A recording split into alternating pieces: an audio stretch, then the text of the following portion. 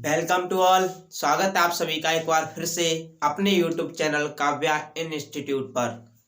तो आज हम एक न्यू टॉपिक के साथ लाइव आए हैं, यानी कि कल की क्लास में हमने रोटेशन मोशन बोले तो घूर्णन गति को एंड गेम किया था। घूर्णन गति एक अपने आप में इम्पोर्टेंट चैप्टर था और हमने उसके लगभग 6 लेक्चर किए थे। कितने? 6 लेक्चर। उसको 6 लेक्चरों में हमने घूर्णन गति को समाप्त कर पाया था, क्योंकि मैंने आपको बताया था कि जो मेरा घूर्णन गति चैप्टर है वो एक अपने आप में इम्पोर्टेंस भी रखता है और एक सबसे बड़ा भी चैप्टर है, क्योंकि वहाँ पे हम जो भी चीज़ें पढ़ते हैं वो एक काइनेमेटिक्स के जरिए से पढ़ते हैं, यानी कि जो हम काइनेमेटिक्स में पढ़ चुके थे उसी का पूरा कॉपी पेस्ट पढ़ते हैं हम घूर्णन गति में। किसमें? घूर्णन गति में। तो हमने कल घूर्णन गति को लास्ट यानी कि एंड गेम किया था और आज हम जो न्यू टॉपिक लेके आए हैं वो क्या है? इलास्टिसिटी। कौन सा है? इलास्टिसिटी बोलो तो मेरा प्रत्यास्थता, यानी कि आज हम पढ़ेंगे प्रत्यास्थता के बारे में। किसके बारे में? प्रत्यास्थता के बारे में। तो क्लास स्टार्ट करने से पहले सबसे पहले जो भी मेरे चैनल से या जो भी सोल्जर पढ़ रहा है, सबसे पहले कमेंट बॉक्स में कमेंट लिखिए जय हिंद। अब हम पढ़ाएंगे आपको क्या? प्रत्यास्थता। तो जिसने भी चैनल को सब्सक्राइब नहीं किया वो चैनल को सब्सक्राइब कर ले, बेल आइकन प्रेस कर ले, जिससे आने वाले नोटिफिकेशन की जानकारी सबसे पहले प्राप्त हो। क्लास के रिगार्डिंग कोई भी इंफॉर्मेशन, सूचना या जानकारी आपको चाहिए तो एक हमारा टेलीग्राम चैनल है जिसका नाम है काव्या इंस्टीट्यूट। टेलीग्राम ऐप को ओपन करिए, उस पर एक सर्च का आइकन दिखेगा, उस सर्च के आइकन पे सर्च कीजिए, सबसे पहले दिख जाएगा, उस पर क्लिक करके ज्वाइन का ऑप्शन आएगा, ज्वाइन कर लो। जिसपे टेलीग्राम चैनल को ज्वाइन करने से क्या फायदा है? क्लास के रिगार्डिंग कोई भी इंफॉर्मेशन, जानकारी या सूचना दी जाती है तो वो किस पे दी जाती है? टेलीग्राम चैनल पे। या फिर क्लास की जो भी पीडीएफ है, नोट्स है, या प्रैक्टिस के जो क्वेश्चन आते हैं वो किस पे आते हैं? टेलीग्राम चैनल पे आते हैं। तो टेलीग्राम चैनल ज्वाइन करना ना भूलें, टेलीग्राम को ज्वाइन कर लो। और जिसने चैनल को सब्सक्राइब नहीं किया वो सब्सक्राइब कर ले और क्लास को शेयर करके आइएगा। हर जगह क्लास को, हर ग्रुप में शेयर कर दो कि हो चुका है न्यू टॉपिक का आगाज, जिसका नाम है इलास्टिसिटी। क्या है? प्रत्यास्थता। जैसे हमने अब तक जो टॉपिक पढ़े हैं उनको फोड़ते आए हैं, जड़ से खत्म करते आए हैं, ठीक उसी प्रकार हम इसको भी जड़ से खत्म करेंगे। किसको? प्रत्यास्थता को। क्या होती है प्रत्यास्थता? तो चलिए स्टार्ट करते हैं कि क्या होती है प्रत्यास्थता। तो देखो, आप स्क्रीन पर देख रहे होंगे elasticity part number 1। Total lecture की मैं बात करूं तो 50। जो हमारी रफ्तार सीरीज चल रही है, रफ्तार सीरीज, वो अपने आप में एक बहुत बड़ा इंपॉर्टेंस रखती है। ध्यान रखना, रफ्तार सीरीज से जिसने स्टूडेंट ने अगर नोट्स तैयार कर लिए फिजिक्स में कभी फेल नहीं हो सकता। 25 आउट ऑफ 25 की गारंटी ले सकता हूं मैं फिजिक्स में। किसमें? फिजिक्स में। तो चलिए स्टार्ट करते हैं इलास्टिसिटी। सबसे पहले हम क्या पढ़ेंगे? पदार्थों का प्रत्यास्थ गुण। पदार्थों का प्रत्यास्थ गुण। Elastic property of matter. Elastic property of matter पढ़ेंगे कि पदार्थों का प्रत्यास्थ गुण क्या होता है। एक बात समझ, पदार्थों का प्रत्यास्थ गुण यह कहता है कि किसी वस्तु का वह गुण जो आकार और आकृति को पुनः प्राप्त कर लेता है। आकार और आकृति को पुनः प्राप्त कर लेता है। कैसे समझ? जनरल लैंग्वेज में मैं कह सकता हूं, अगर मैं किसी भी वस्तु या पिंड पर अगर मैं फोर्स लगाऊंगा, किसी भी वस्तु या पिंड पर अगर मैं फोर्स लगाऊं, यानी कि बाहर से जो फोर्स लगाया जाता है उस फोर्स को क्या कहते हैं? External force. क्या?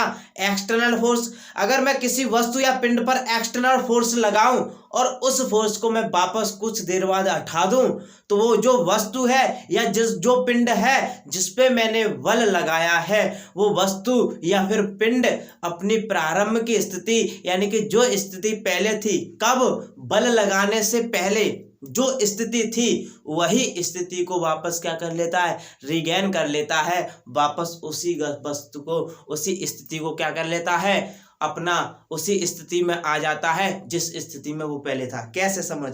अगर मैं इस स्थिति में अभी खड़ा हूं, अगर मैं इस स्थिति में खड़ा हूं, अगर मुझ पे बाहर से कोई एक्सटर्नल फोर्स लगाए, बाहर से कोई एक्सटर्नल फोर्स लगाए और मैं यहाँ खड़ा हूँ, यहाँ से यहाँ पहुँच गया। कब? जब मुझ पे एक्सटर्नल फोर्स लगाता, बाहर से कोई बल लगाता। लेकिन कंडीशन ये कहती है उस अगर मैं बाहर से जो बल लगाया था या एक्सटर्नल जो बल लगाया था उस बल को हटा दूं, कुछ देर बाद उस बल को हटा दूं, तो मैं जो हूँ या वस्तु हूँ या पिंड हूँ, मैं वापस उसी स्थिति में आ जाऊंगा जिस स्थिति में पहले था।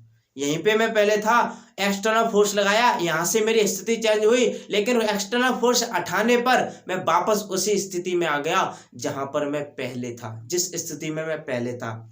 तो ये क्या कहता है? ये कहता है कि किसी वस्तु का वह गुण जो आकार और आकृति को पुनः प्राप्त कर लेती है। कैसे? अगर मेरा कोई ऑब्जेक्ट है, इस पे मैं बाहर से कोई एक्सटर्नल फोर्स लगाता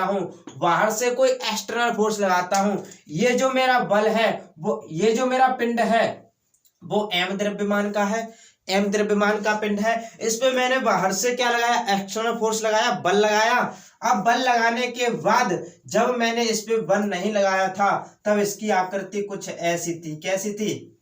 ऐसी, जिसका द्रव्यमान क्या था? m। लेकिन ये स्थिति कब थी? बल लगाने से पहले। अब मैंने इस पे कोई बाहर से एक्सटर्नल फोर्स लगा लिया तब इसकी स्थिति वर्गाकार हो गई। कैसी? वर्गाकार। लेकिन फिर से मैं इससे अगर मैं एक्सटर्नल फोर्स जो लगा रहा हूं उस एक्सटर्नल फोर्स को मैं हटा दूं, क्या कर दूं?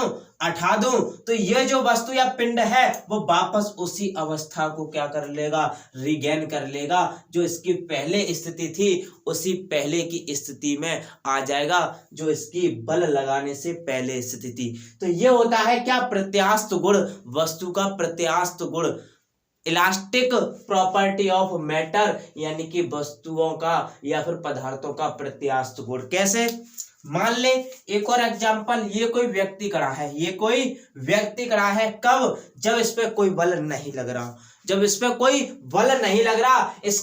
इसकी हाइट है स्मॉल h और इसका मान ले द्रव्यमान है m।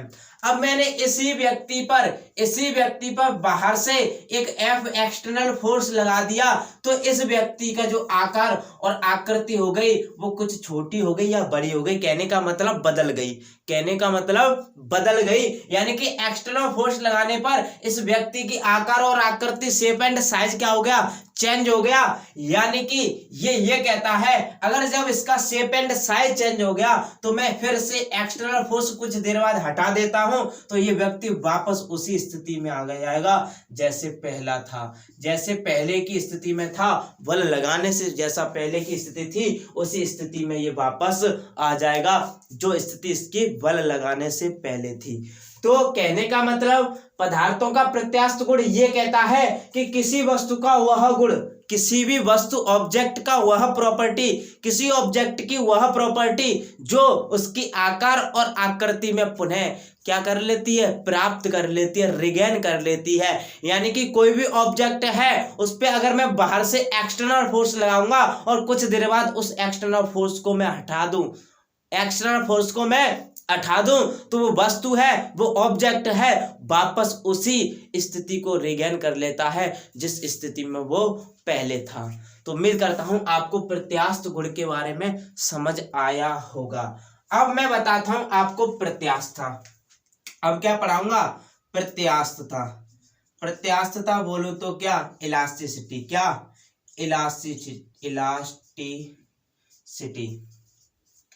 इलास्टिसिटी क्या होती है? चैप्टर का नाम है इलास्टिसिटी। अब मैं आपको प्रत्यास्थता पढ़ाऊंगा कि क्या होती है इलास्टिसिटी। देख, इलास्टिसिटी कहती है किसी पदार्थ का वह गुण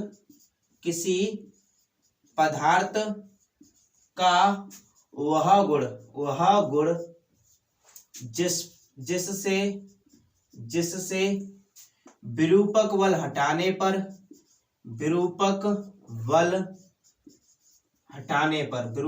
हटाने पर वस्तु अपनी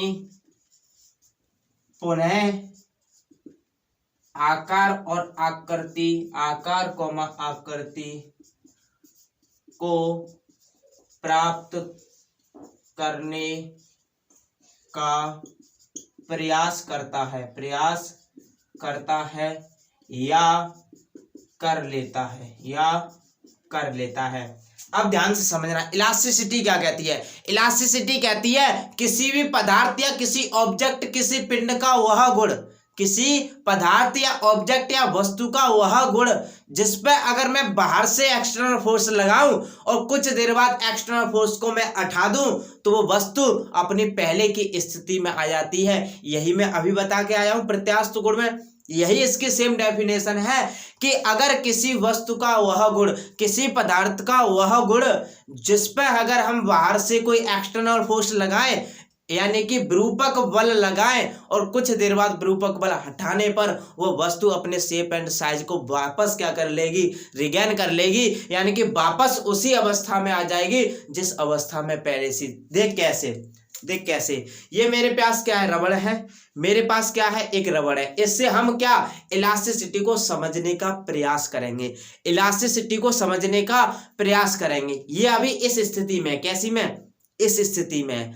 अब मैं इस पे प्रत्यास्थता यानी कि इलास्टिसिटी समझाने का एक लॉजिक निकालता हूं। क्या? एक लॉजिक निकालता हूं। कैसे समझा सकता हूं? देख, इसका शेप एंड साइज अभी इतना है। कितना है? इतना है। अगर मैं इसे इलास्टिसिटी यानी कि ये मैंने इस पे क्या लगा दिया? विरूपक बल लगा दिया, एक्सटर्नल फोर्स लगा दिया। इस पे जब मैंने एक्सटर्नल फोर्स लगा दिया, और इलास्टिसिटी क्या कहती है? किसी वस्तु या ऑब्जेक्ट पर एक्सटर्नल फोर्स लगाने पर और कुछ देर बाद एक्सटर्नल फोर्स हम हटा दें तो वो वापस उसी स्थिति में या उसी अवस्था में आ जाती है जिस अवस्था में पहले थी। क्लियर? ये किस अवस्था में? अभी ऐसी है, अभी ऐसी है। मैंने इस पे क्या लगा दिया? एक्सटर्नल फोर्स लगा दिया। क्या लगा दिया? एक्सटर्नल फोर्स बोलूं तो मैंने क्या लगा दिया? इस पे विरूपक बल लगा दिया। अगर मैं कुछ देर बाद इस एक्सटर्नल फोर्स को हटा दूं तो वो वापस किस में आ जाएगी? उसी अवस्था में आ जाएगी जैसे वो पहले थी। एक्सटर्नल फोर्स लगाया, एक्सटर्नल फोर्स मैंने लगा दिया, एक्सटर्नल फोर्स मैंने हटा दिया, वापस उसी अवस्था में आ गई, वापस उसी अवस्था में आ गई जिस अवस्था में वो पहले थी, जिस अवस्था में वो पहले थी। अब देख समझ, ये तो हुई इलास्टिसिटी की बात। किसकी? इलास्टिसिटी की बात। हमने इस पर एक्सटर्नल फोर्स लगा दिया और हटा दिया, वापस उसी अवस्था में आ गई। एक्सटर्नल फोर्स लगाया और हटा दिया, वापस उसी अवस्था में आ गई। लेकिन क्या ये क्या है? एक बोतल है। क्या है? एक बोतल है। अगर मैं इसको दबाना चाहूं, अगर मैं इसको दबाऊं, ये बहुत अपने आप में सॉलिड है यानी कि ठोस है। क्या मैं इसको दबाऊं यानी कि बाहर से कोई एक्सटर्नल फोर्स लगाऊं, एक्सटर्नल फोर्स लगाऊं, क्या ये वापस उसी अवस्था में आ सकती है? एक्सटर्नल फोर्स लगाया, प्लास्टिक की है, बोलो तो किसकी है? प्लास्टिक की। जितना फोर्स लगाऊंगा वो उधर वापस उस अवस्था को रिगेन नहीं करेगी जिस अवस्था में वो पहले है, क्योंकि इस पर जितना एक्सटर्नल फोर्स लगाऊंगा ये उतनी ही क्या होगी? उतनी ही नीचे दब जाएगी, उतनी ही नीचे दब जाएगी, वापस उस अवस्था को क्या नहीं करेगी? रिगेन नहीं करेगी। जैसे रबड़ कर रही थी हमारी, जैसे रबड़ कर रही थी, यानी कि उस पर एक्सटर्नल फोर्स लगाते थे, एक्सटर्नल फोर्स हटाने पर वापस उसी अवस्था में आ जाती थी। लेकिन ये उस अवस्था में नहीं आएगी जिस अवस्था में पहले थे। यानी कि कहने का मतलब ये इस पे एक्सटर्नल फोर्स तो लगाए लेकिन वापस उस अवस्था में नहीं आएगी जिस अवस्था में वो पहले है। कहने का मतलब ये मेरी जो बोतल है, मैं उसको ये नहीं कह सकता ये वस्तु या जो भी बोतल है कि ये पूर्णतः क्या है? इलास्टिक है। इसे मैं इलास्टिक नहीं बोल सकता, ये इलास्टिक नहीं है, ये इलास्टिक नहीं है। जब ये इलास्टिक नहीं है तो क्या है? जब ये इलास्टिक नहीं है तो क्या है? क्या है? देख, इलास्टिक का दूसरा एक और भाई होता है, वो क्या होता है मेरा? प्लास्टिक। क्या होता है? प्लास्टिक। क्या होता है? प्लास्टिक, जिसे हम बोलते हैं प्लास्टिसिटी। क्या बोलते हैं? प्लास्टिसिटी के नाम से जानते हैं। किसके नाम से? प्लास्टिसिटी के नाम से जानते हैं। कैसे? यानी कि ये जो बोतल थी एक्सटर्नल फोर्स लगाने पर वापस उस अवस्था में नहीं आ रही थी, तो इसको हम क्या बोलेंगे? इलास्टिसिटी नहीं बोलेंगे, क्या बोलेंगे? प्लास्टिसिटी, प्लास्टिक बोलेंगे। क्या बोलेंगे? प्लास्टिसिटी या प्लास्टिक बोलेंगे। अब प्लास्टिक कहती क्या है? प्लास्टिक कहती क्या है? प्लास्टिक कहती है कि किसी भी पदार्थ का वह गुण, किसी भी वस्तु ऑब्जेक्ट का वह प्रॉपर्टी जिसपे हम एक्सटर्नल फोर्स तो लगाएं, एक्सटर्नल फोर्स लगाएं, लेकिन एक्सटर्नल फोर्स हटाने पर वो वस्तु वापस उसी शेप एंड साइज को रिगेन नहीं करेगी, यानी कि उस आकार और आकृति में नहीं आएगी जिस आकार और आकृति में पहले थी। ये होती है क्या? प्लास्टिसिटी। बोलो तो प्लास्टिक। यानी कि प्लास्टिसिटी कहने का मतलब इलास्टिक का अपोजिट, इलास्टिसिटी का क्या? अपोजिट। इलास्टिसिटी का अपोजिट को हम क्या कहते हैं? प्लास्टिसिटी कहते हैं। क्या कहते हैं? प्लास्टिसिटी। कहने का मतलब इलास्टिसिटी हमारी क्या कहती थी? इलास्टिसिटी कहती है कि हमने किसी ऑब्जेक्ट पर फोर्स तो लगाया, लेकिन उस एक्सटर्नल फोर्स को कुछ देर बाद हटाने पर वो वस्तु वापस उसी शेप एंड साइज को क्या कर लेती है? रिगेन कर लेती है, उसी शेप एंड साइज में आ जाती है। लेकिन अगर हमने यहीं पर उसकी रबड़ की जगह बोतल ली थी, इस पर हम बाहर से एक्सटर्नल फोर्स लगाएं, इस पे एक्स्ट्रा फोर्स तो लगेगा, लेकिन ये वापस उस शेप एंड साइज में नहीं आएगी जिस शेप एंड साइज में हमारी रबड़ आई थी। तो इस बोतल को हम ये नहीं कह सकते कि ये पूर्णतः इलास्टिक है, यानी कि ये पूर्णतः इलास्टिक नहीं है, इसको हम इलास्टिसिटी नहीं कह सकते। फिर कहेंगे क्या? इसको कहेंगे प्लास्टिसिटी, क्योंकि प्लास्टिक इसके प्रत्यास्थता के जस्ट उल्टा होता है। यानी कि किसी वस्तु ऑब्जेक्ट पर हम एक्सटर्नल फोर्स लगाएं और कुछ देर बाद एक्सटर्नल फोर्स हटाने पर वो वस्तु वापस उस शेप एंड साइज को रिगेन नहीं कर पाती है, यानी कि उस आकार और आकृति में नहीं आ पाती है जिस आकार और आकृति में वो पहले थी। तो कहने का मतलब इलास्टिसिटी, प्लास्टिसिटी जो है वो इलास्टिसिटी का जस्ट उल्टा है, जस्ट इसका अपोजिट है। किसका? इलास्टिसिटी का। किसका? इलास्टिसिटी का। तो आपको इतना समझ में आया होगा कि इलास्टिसिटी क्या होती है और प्लास्टिसिटी क्या होती है। इलास्टिसिटी और प्लास्टिसिटी आपको समझ में आ गया होगा। अब मैं चलता हूं नेक्स्ट टॉपिक पे। किस पे? नेक्स्ट टॉपिक पे। इतना समझ में आया? अभी आज की क्लास में हम इलास्टिसिटी का क्या क्लियर कर रहे हैं? वेस। क्या क्लियर कर रहे हैं? वेस। क्योंकि वेस क्लियर करना बहुत इंपॉर्टेंट होता है। अगर हम वेस को ही क्लियर ना करें तो आगे हमारे कुछ भी समझ में नहीं आएगा। जिस प्रकार से हम एक मकान या बिल्डिंग बनाने से पहले एक नींव की शुरुआत करते हैं, अगर नींव ही हमारी कमजोर होगी तो मकान क्या बन सकता है? मजबूत नहीं। तो हम आज इलास्टिसिटी का क्या क्लियर कर रहे हैं? आज हम इसका वेस क्लियर कर रहे हैं। आखिर में इलास्टिसिटी फील कहाँ से करेंगे? हम कहाँ से फील करेंगे? तो अब मैं चलता हूं नेक्स्ट टॉपिक पे। किस पे? Next topic. मेरा नेक्स्ट टॉपिक ये है, नेक्स्ट टॉपिक ये है पूर्णतः प्रत्यास्थता। पूर्णतः प्रत्यास्थता। पूर्णतः प्रत्यास्थता। Perfectly elastic. Perfectly elastic. क्या? परफेक्टली इलास्टिक, या मैं बोल सकता हूं पूर्ण प्रत्यास्थ पिंड। क्या? पूर्ण प्रत्यास्थ पिंड। अब तक हमने प्रत्यास्थ गुण पढ़ा था और प्रत्यास्थता पढ़ी थी, इलास्टिसिटी पढ़ी थी और प्लास्टिसिटी पढ़ी थी। लेकिन एक और भाई आता है पूर्ण प्रत्यास्थ। क्या? पूर्ण प्रत्यास्थ। Perfectly elastic. परफेक्टली इलास्टिक ये क्या होता है? ये होता है, ये कहता है कि मैं एक ऐसा वाई हूं जिस पर एक्सटर्नल फोर्स तो लगाएं, एक्सटर्नल फोर्स लगाएं और वस्तु एक्सटर्नल फोर्स को हटाने पर वापस उसी अवस्था में आ जाए। लेकिन कब? हमेशा। हमेशा उसी अवस्था में आ जाए। एक्सटर्नल फोर्स लगाएं और वापस उसी अवस्था में आए। कब? हमेशा। हर एक कंडीशन में वो क्या होगी? वापस उसी शेप एंड साइज को क्या करेगी? रिगेन करेगी। तो उसको हम क्या कह सकते हैं? Perfectly elastic. परफेक्टली इलास्टिक पूर्णतः प्रत्यास्थ पिंड। क्या कह सकते हैं? पूर्णतः प्रत्यास्थ पिंड। देख कैसे, ये अभी हमने रबड़ ली थी कुछ देर पहले। क्या ली थी? रबड़। क्या मैं इस पर एक्सटर्नल फोर्स लगाऊं, ये हर समय हर कंडीशन में वापस उसी शेप में आएगी? नहीं आएगी, नहीं आएगी। कुछ समय इसकी क्या इलास्टिसिटी खत्म हो जाएगी। इलास्टिसिटी खत्म होने पर ये वापस उस शेप एंड साइज को क्या नहीं करेगी? रिगेन नहीं करेगी। इस रबड़ को मैं ये नहीं कह सकता ये पूर्णतः क्या है? प्रत्यास्थ है। नहीं कह सकता। ये परफेक्टली इलास्टिक नहीं है, परफेक्टली इलास्टिक नहीं है। इस पर मैं बार बार एक्सटर्नल फोर्स लगाता रहूं, बार बार एक्सटर्नल फोर्स लगाता रहूं तो इसकी इलास्टिसिटी खत्म हो जाएगी।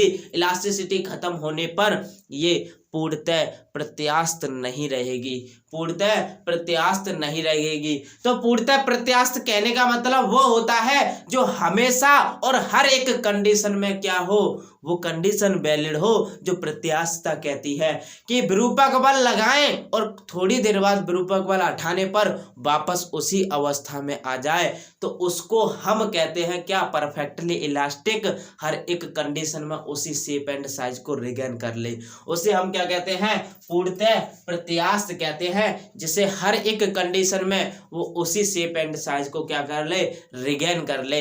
यानी कि किसी पदार्थ का वह गुण, किसी पदार्थ का वह गुण जो विरूपक बल हटाने पर, विरूपक बल हटाने पर पुनः हर स्थिति में उसी आकार और आकृति को प्राप्त कर ले, आकार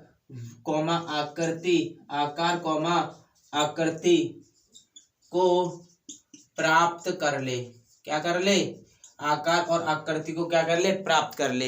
यानी कि किसी पदार्थ का वो गुण जिस पर हम एक्सटर्नल फोर्स तो लगाएं, लेकिन एक्सटर्नल फोर्स हटाने पर वो पिंड हर एक स्थिति में उसी शेप एंड साइज को क्या कर ले, प्राप्त कर ले, तो हम उसको कह सकते हैं ये पिंड है, या ये वस्तु है, या फिर ये रबड़ है, पूर्णतः प्रत्यास्थ है, पूर्णतः परफेक्टली इलास्टिक है। क्या है, परफेक्टली इलास्टिक है। तो इतना क्लियर हो गया होगा, इतना क्लियर हो गया होगा। अब चलते हैं हम, एक हमारा जो टॉपिक आता है उस टॉपिक का नाम है प्रत्यास्थ सीमा। क्या है, प्रत्यास्थ सीमा।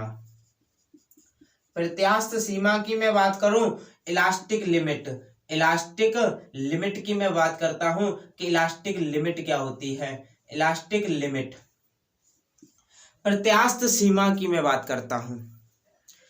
लिमिट, इलास्टिक लिमिट, लिमिट कहने का मतलब एक अपने अंदर की लिमिट, हमारी क्षमता कितनी है, अपने लिमिट के अंदर रह के काम करना, अपने लिमिट के अंदर रह के काम करना हमारी क्या कहलाएगी, लिमिट। क्या कहलाएगी, लिमिट।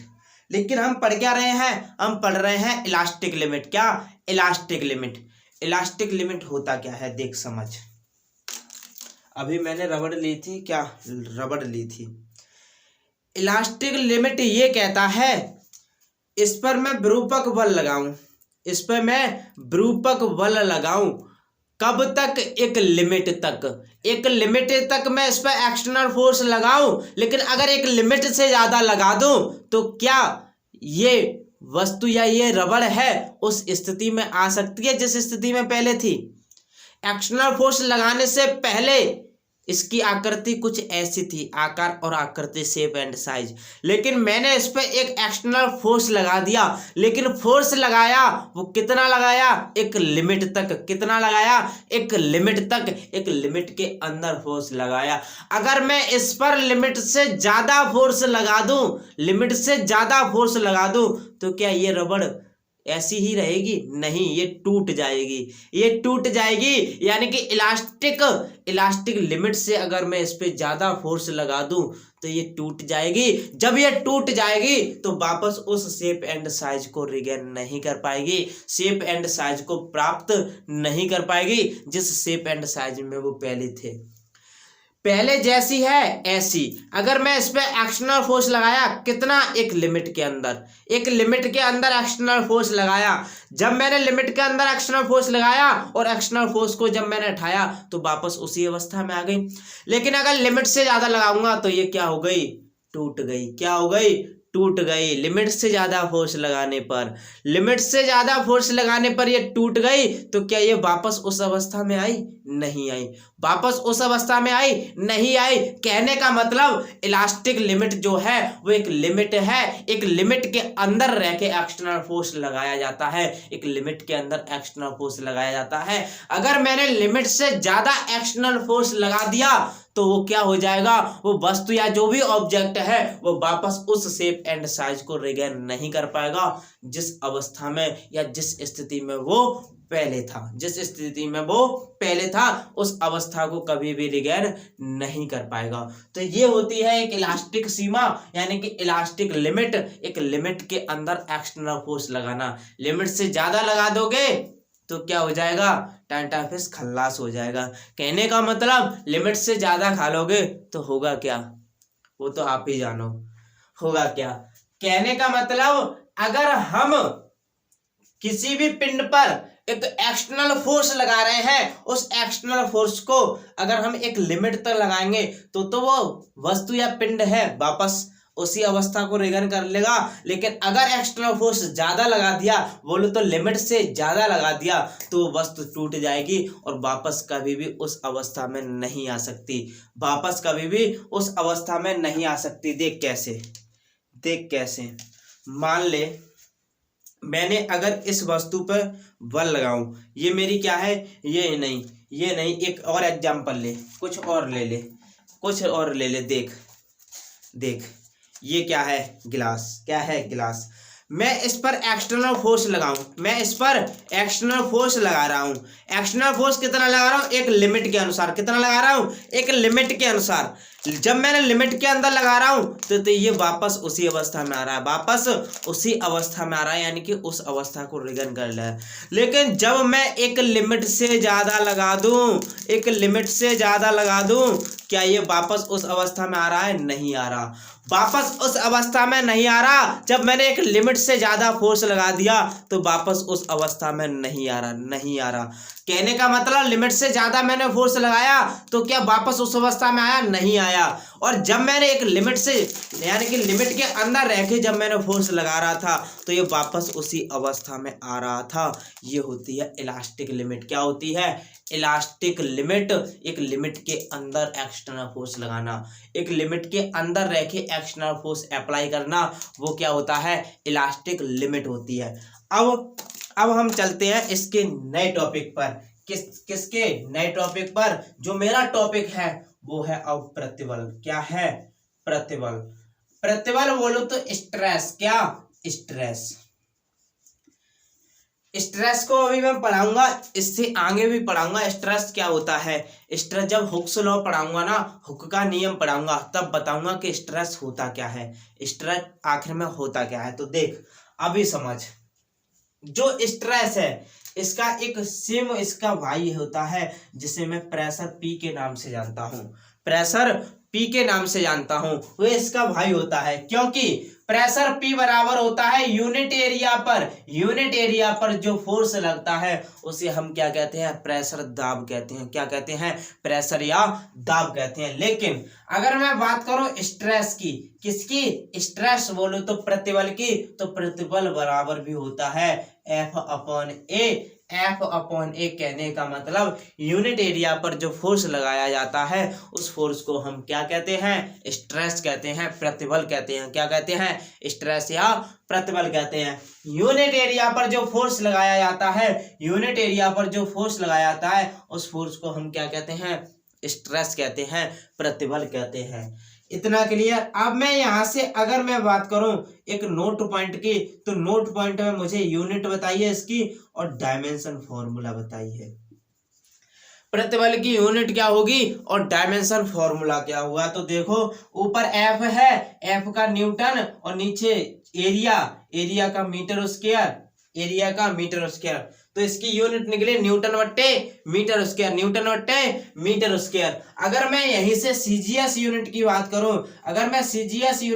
करूं, तो न्यूटन का सीजीएस डाइन और मीटर का सेंटीमीटर स्क्वायर। यानी कि मैंने स्ट्रेस की दो यूनिट पढ़ी, एक न्यूटन बट्टे मीटर स्क्वायर और एक डाइन बट्टे सेंटीमीटर स्क्वायर। क्लियर, इतना क्लियर। अब मैं यहां से अगर इसकी डायमेंशन फॉर्मूला की बात करूं, ऊपर क्या है, बल की एमर L1 टी की पावर -2 और नीचे L2, तो L2 से ऊपर आके क्या बच जाएगी, एक कैंसिल हो गई, नीचे एक बची, एक ऊपर आएगी तो माइनस की हो जाएगी, और टी की पावर -2, ये उसकी हो गई क्या, डायमेंशन फॉर्मूला। अब मैंने आपको बताया था कि इसका एक भाई होता है प्रेशर, P बराबर भी F/A होता है। यूनिट एरिया पर जो बल लगता है उसे प्रेशर P कहते हैं, प्रेशर P यानी कि दाब कहते हैं। क्या इसकी भी यूनिट, इसकी यूनिट की मैं बात करूं तो क्या स्ट्रेस के बराबर निकलेगी? जी हाँ, बिल्कुल स्ट्रेस के बराबर निकलेगी। अगर मैं इसकी सीजीएस यूनिट की बात करूं तो क्या इसकी सीजीएस यूनिट भी स्ट्रेस के बराबर निकलेगी? जी हाँ, बिल्कुल स्ट्रेस के बराबर निकलेगी। अगर डायमेंशन फॉर्मूला की बात करूं तो डायमेंशन फॉर्मूला भी मेरा किसके बराबर निकलेगा? स्ट्रेस के बराबर ही निकलेगा, स्ट्रेस के बराबर ही निकलेगा। तो यहां से एक नोट पॉइंट ये बनता है कि प्रतिबल बोलो तो स्ट्रेस और दाब की विमा व मात्रक यूनिट एंड डायमेंशन, दाब की विमा व मात्रक यूनिट एंड डायमेंशन समान होते हैं। क्या होते हैं? समान होते हैं। जो यूनिट प्रतिबल की होती है वही यूनिट किसकी होती है? दाब की होती है। जो डायमेंशन प्रतिबल की होती है वही डायमेंशन किसकी होती है? दाब की होती है। तो ये था इसका क्या? प्रतिबल का लॉजिक। क्या? प्रतिबल का लॉजिक। अब हमारा जो प्रतिबल है वो बहुत भागों में बटा है, बहुत बोलो तो इसके 4 भाग यानी कि 4 भागों में बटा है। पहला अभिलंब प्रतिबल और दूसरा अनुदैर्ध्य प्रतिबल। हम इसके प्रतिबल के यानी कि जो भी स्ट्रेस है इसके जो टाइप्स पढ़ेंगे वो कहलाता है, पहला इसका टाइप्स है अभिलंब प्रतिबल, जो वस्तु के लंबवत होने की कंडीशन में लगता है। कब लगेगा? जब कोई भी वस्तु कब होगी? लंबवत की कंडीशन में होगी, तब हमारा जो बल लगेगा वो कौन सा लगेगा? अभिलंब प्रतिबल। यानी कि मैं बात करूं प्रतिबल की, किसकी? प्रतिबल, या बात करूं स्ट्रेस की, किसकी?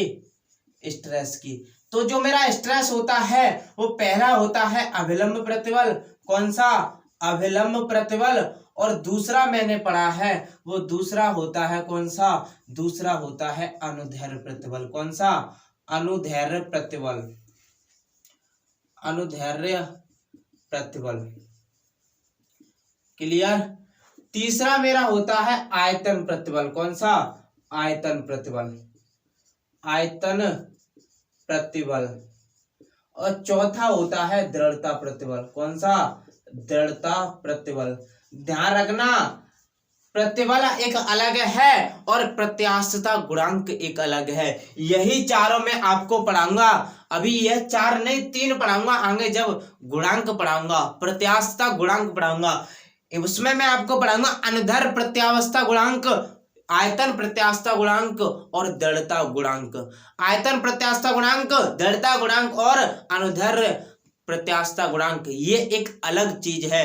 लेकिन मैं अभी बात कर रहा हूं प्रतिबल की, स्ट्रेस की। तो पहला स्ट्रेस क्या है? अभिलंब प्रतिबल, दूसरा अनुदैर्ध्य प्रतिबल, तीसरा आयतन प्रतिबल और चौथा है दृढ़ता प्रतिबल। क्या? दृढ़ता प्रतिबल। अब बात करते हैं इसकी।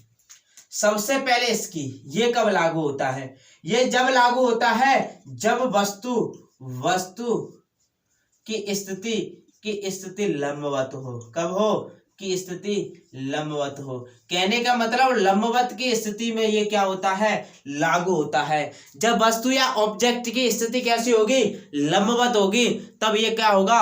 तब ये लागू होगा। यानी कि ये इसके लागू होने का एक मेन रीजन है, एक मेन उद्देश्य है, या इसका बोल सकता हूँ एक जो कॉज है, वो कॉज क्या है? इसका परपेंडिकुलर, यानी कि लंबवत होगा तब ये वस्तु पर कौन सा प्रतिबल अप्लाई होगा?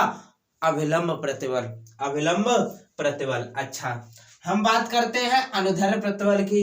तो यहां से एक मोस्ट इंपोर्टेंट क्वेश्चन ये है कि जो मेरा अनुदैर्ध्य प्रतिबल है, अनुदैर्ध्य प्रतिबल की मैं बात करूं तो ये केवल ठोसों के लिए लगता है, ठोसों के लिए ही अप्लाई होता है। अप्लाई फॉर सॉलिड, यानी कि ये केवल ठोसों के लिए ही लागू होता है। यही मैं बात बताऊंगा जब गुणांक पढ़ाऊंगा, क्योंकि मेरा जो अनुदैर्ध्य गुणांक, अनुदैर्ध्य प्रत्यावस्था गुणांक होता है वो भी एक सॉलिड पर ही अप्लाई होता है, एक ठोसों पर ही लागू होता है। ठीक उसी प्रकार से मेरा अनुदैर्ध्य प्रतिबल है वो भी सॉलिड पर ही क्या होता है, लागू होता है। अब मैं आयतन प्रत्यावस्था गुणांक की करूं तो इसका नोट पॉइंट निकलो, ये जो आयतन प्रत्यावस्था गुणांक है वो ठोस में भी लागू होता है और द्रव में भी लागू होता है और मैं बोलूं तो गैस में भी लागू होता है, यानी कि ये जो है वो तीनों कंडीशन में लागू होता है। तो क्वेश्चन पूछ सकता है कि एक ऐसा प्रतिबल या ऐसा गुणांक कौन सा है जो तीनों कंडीशन में लागू होता है, तो वो होता है मेरा आयतन प्रत्यावस्था गुणांक। आयतन प्रत्यावस्था गुणांक जो ठोस, द्रव और गैस में तीनों में लागू होता है। क्लियर। अब आता है मेरा दृढ़ता गुणांक। कौन सा? दृढ़ता गुणांक। ये भी मेरा ठोसों के लिए ही वैलिड होता है, ये भी किसके लिए वैलिड होता है? ठोसों के लिए। For apply solid, for apply solid. यहाँ से क्वेश्चन कैसे पूछेगा? यहाँ से क्वेश्चन दृढ़ता या अनुदैर्ध्य से नहीं पूछेगा, यहाँ से क्वेश्चन पूछने के चांस होते हैं आयतन प्रतिबल से। ये कब अप्लाई होता है? जब ठोस, द्रव और गैस यानी कि तीनों कंडीशन में ये अप्लाई होता है। और बचा दृढ़ता और अनुदैर्ध्य, वो तब लागू होता है जब हमेशा ठोस की कंडीशन दी हो, यानी कि ये दृढ़ता और अनुदैर्ध्य हमेशा ठोस के लिए वैलिड होते हैं, ना कि द्रव और गैस के लिए, ना कि द्रव और गैस के लिए। तो उम्मीद करता हूँ आज की क्लास बेसिक था इसका इलास्टिसिटी का, आपको समझ में आया होगा। कल इसका जो कॉन्सेप्ट है, इसके जो पेपर में आने लायक जो कॉन्सेप्ट है वो धमाकेदार एंट्री के साथ करेंगे। आज मैंने इसका आपको बेसिक क्लियर कराया है, बोले तो एक बेस बनाया है। जब बेस मजबूत है तो जीरो से हीरो तो हम बना के ही छोड़ेंगे। तो आज के लिए इतना ही, मिलते हैं कल की क्लास में, तब तक के लिए जय हिंद, जय भारत।